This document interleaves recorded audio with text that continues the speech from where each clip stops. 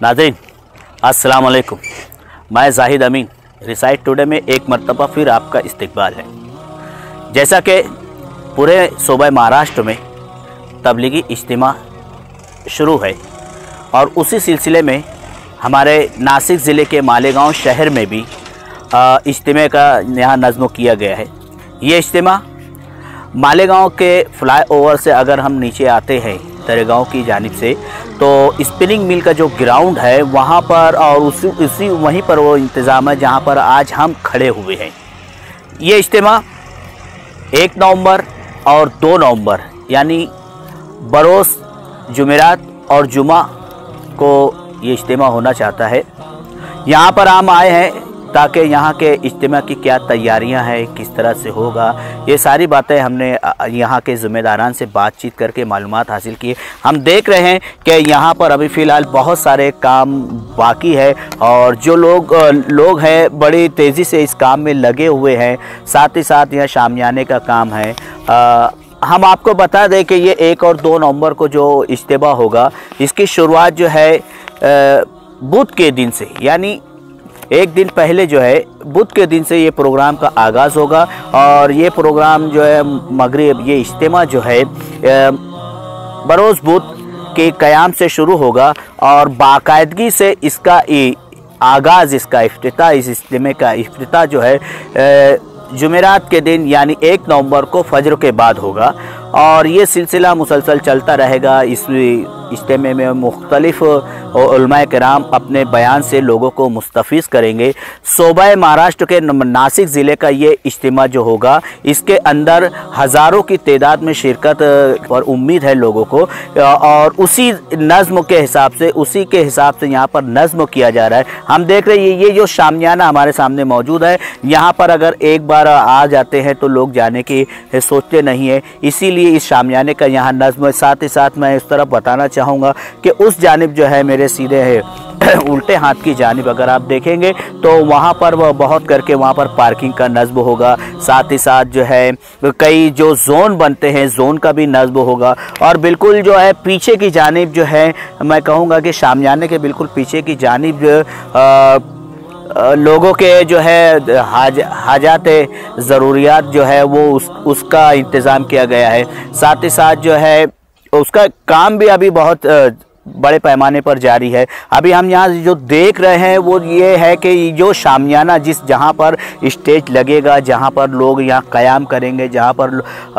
बैठकर बयान को सुनकर अपने आप फैज़ हासिल करना चाहेंगे, तो हम उस शामियाने में करीब है। और मैं बताता चलूँ कि यहाँ से बिल्कुल शामियाने के बिल्कुल सामने जो कंपाउंड हमारा नज़र आ रहा है, जो कंपाउंड दिख रहा है, इस कंपाउंड के अंदर हमारे बाहर के जो उलमा किराम आएंगे, वहाँ उनके क़याम व ताम का भी नज़्म होगा और वहीं पर मशवरे से ये बात तय की जाएगी कि कौन से मौलाना जो है इस इज्तिमा में जो है अपने बयान से लोगों को मुस्तफ़ीज़ करेंगे। ये इज्तिमा जो है 2 दिन होगा। जुमेरात की सुबह से फजर के बाद से प्रोग्राम ये इज्तिमा शुरू होगा। यहाँ पर उलमा किराम के बयानात होंगे और यहीं पर एक बात और ख़ास मैं बता दूँ कि ये इज्तिमा जो है खुसूसी इज्तिमा है जिसके अंदर ख़ास तौर से उलमा किराम की शिरकत है और साथ ही साथ जो है जो मुख्तलिफ़ जमातों से यहाँ पर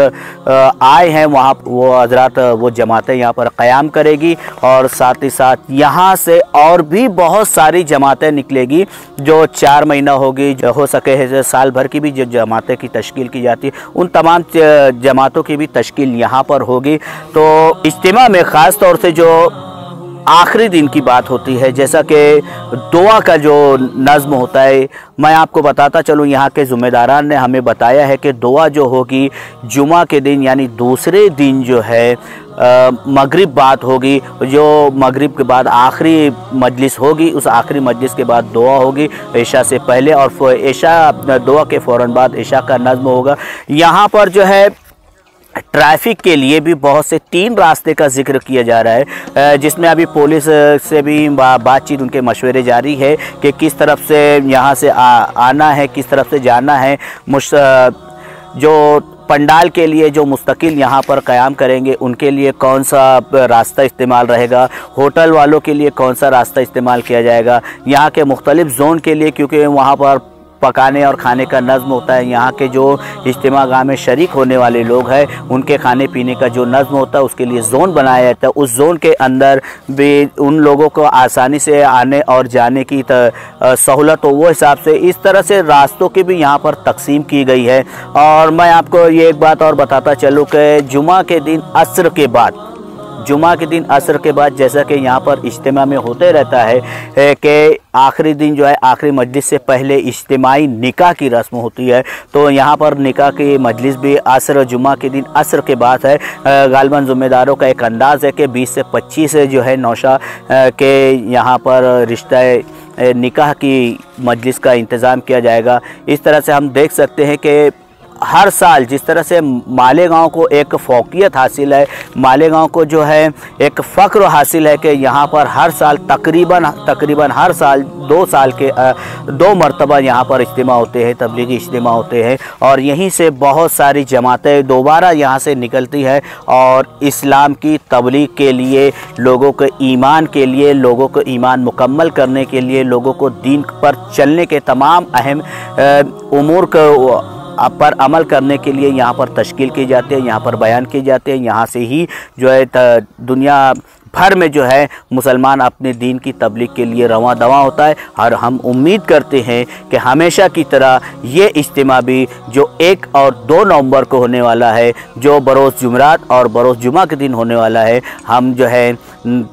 यहाँ के इज्तिमा के गाह के ज़िम्मेदारान को भी मुबारकबाद देते हैं, पेशगी मुबारकबाद देते हैं, और तमाम ही हाज़रीन के लिए हम नेक ख्वाहिशात पेश करते हैं और उम्मीद करते हैं कि जैसे तमाम इज्तिमात अब तक के पुरसुकून अंदाज़ में ये इख्तिताम पजीर हुए हैं, हम भी यही चाहते हैं कि ये इज्तिमा भी जो होने वाला है 1 और 2 नवंबर को, तो ये भी अपने इख्तिताम को बड़े पुरसुकून अंदाज में अंजाम पजीर कर हो जाए, यही हमारी दुआ है। रिसाइट टुडे आइंदा फिर इसी इज्तिमा के ताल्लुक़ से कोई और ख़बर पेश करना चाहेगा, इसलिए आप लोगों से गुजारिश है कि देखते रहिए रिसाइट टुडे। खुदा हाफिज़।